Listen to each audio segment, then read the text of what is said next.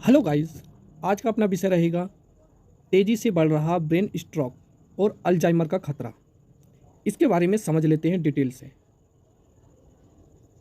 ये चर्चा में क्यों है इसके बारे में देख लेते हैं।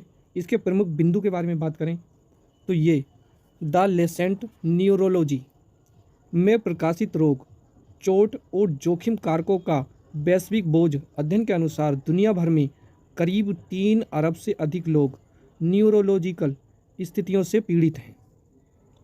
वहीं इसकी स्थिति के बारे में बात कर लेते हैं तो प्रमुख न्यूरोलॉजी स्थिति की ये क्या है। ब्रेन स्ट्रोक, नवजात एन्सेफेलोसिस या माइग्रेन या अल्जाइमर या डिमेंशिया या मधुमेह या मेनिंजाइटिस या मिर्गी, समय से पहले जन्म के कारण तंत्रिका संबंधी जटिलताएं या ऑटिज्म स्पेक्ट्रम विकार या तंत्रिका तंत्र के में कैंसर होने का कारण न्यूरोलॉजिकल के अंतर्गत आता है।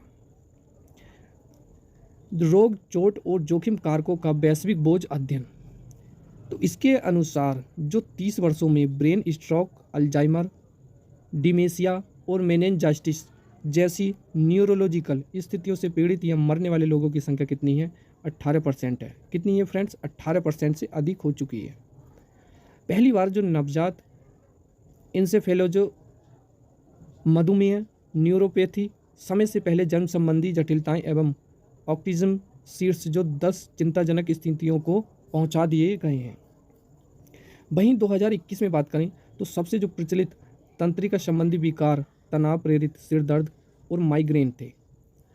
भारत में जो वर्ष 2021 में न्यूरोलॉजिकल स्थितियों से होने वाली मौतों की दर कितनी है? ये करीब 1 लाख लोगों पर 100 कितनी है? 13 थी। भारत के लिए अध्ययन का महत्व के बारे में बात कर लेते हैं तो यह अध्ययन जोखिम कारकों को दिखाने की आवश्यकता पर प्रकाश डालता है। वहीं भारतीयों को मधुमेह, न्यूरोपैथी और स्ट्रोक के बारे में सतर्क रहने की ज़रूरत है। मधुमेह के प्रसार में वृद्धि के अनुरूप भारत का एक चरम बिंदु पर है। भारत को एक प्राथमिक स्वास्थ्य देखभाल प्रणाली की आवश्यकता है जो यह सुनिश्चित कर सके कि मधुमेह न केवल जल्दी पता लगाया जाए बल्कि उसका समाधान भी किया जाए। वहीं भारत पिछले 17 वर्षों में ब्रेन स्ट्रोक का लगभग कितना 50% बढ़ गया है। वर्तमान में प्रत्येक 4 में से 1 व्यक्ति को अपने जीवन काल में स्ट्रोक होने का खतरा है। उच्च रक्तचाप को पर्याप्त रूप से नियंत्रित करने और शीघ्र निदान करने की आवश्यकता भी इसमें पड़ती है। डिमेंशिया के बारे में बात कर लेते हैं तो डिमेंशिया कोई विशिष्ट बीमारी नहीं है। क्या फ्रेंड्स? बीमारी नहीं है बल्कि यह याद रखने, सोचने और निर्णय लेने की क्षमता की कमी के लिए एक सामान्य शब्द है, डिमेंशिया। अल्जाइमर रोग डिमेंशिया का सबसे आम प्रकार है। डिमेंशिया के कई अन्य प्रकार भी हैं जैसे वैस्कुलर डिमेंशिया, लेबी बॉडी डिमेंशिया और फ्रंटल टेम्पोरल डिमेंशिया इत्यादि इसके प्रकार है।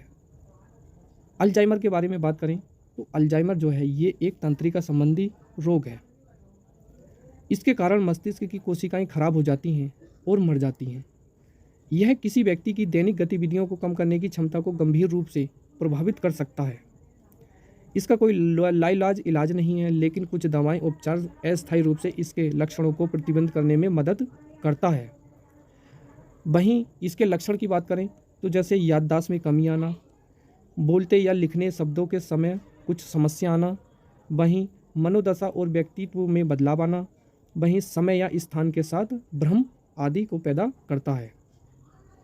ब्रेन स्ट्रोक के बारे में बात कर लें तो ब्रेन स्ट्रोक एक ऐसी स्थिति है जिसमें मस्तिष्क के किसी भाग में रक्त की आपूर्ति रुक जाती है। इसके कारण वह भाग ठीक से काम नहीं कर पाता या बंद हो जाता है। ब्रेन स्ट्रोक 2 प्रकार के होते हैं, इस्केमिक स्ट्रोक और हेमोरेजिक स्ट्रोक। इसमें इस्केमिक स्ट्रोक में क्या है? इसमें एक या एक से अधिक रक्त वाहिका जो धमनी होती हैं अवरुद्ध हो जाती हैं जिससे रक्त की आपूर्ति रुक जाती है। वहीं हेमोरेजिक स्ट्रोक में क्या है? यह स्ट्रोक तब होता है जब मस्तिष्क में कोई रक्त या धमनी फट जाती है और रक्त बाहर निकलकर मस्तिष्क के अंदर आ जाता है। तो ये बहुत खतरनाक क्या है? बीमारी है ब्रेन स्ट्रोक।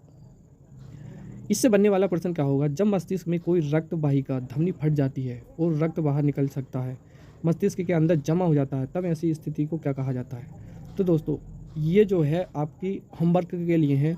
फ्रेंड्स आपसे निवेदन है हमारी वीडियो को ज़्यादा से ज़्यादा अपने दोस्तों में शेयर करें। तब तक के लिए धन्यवाद।